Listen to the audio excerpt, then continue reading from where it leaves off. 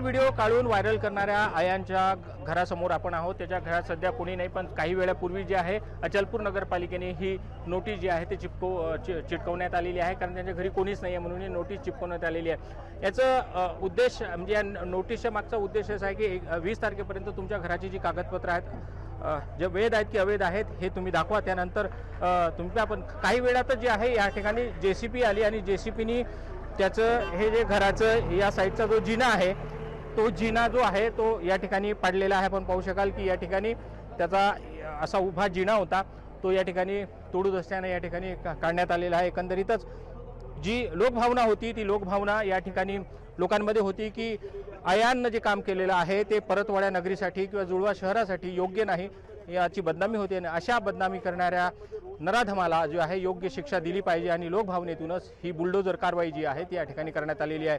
धनंजय साबळे, मुंबई तक, अमरावती।